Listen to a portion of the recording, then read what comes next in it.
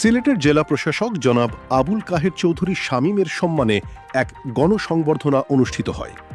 গণসংবর্ধনা আয়োজন করে সিলেট বিভাগীয় জাতীয়তাবাদী ফোরাম। উক্ত গণসংবর্ধনা সভায় সভাপতিত্ব করেন যুক্তরাষ্ট্র বিএনপির প্রাক্তন সহসভাপতি, বাংলাদেশ সোসাইটির প্রাক্তন সভাপতি জনাব আজমল হোসেন কুনু।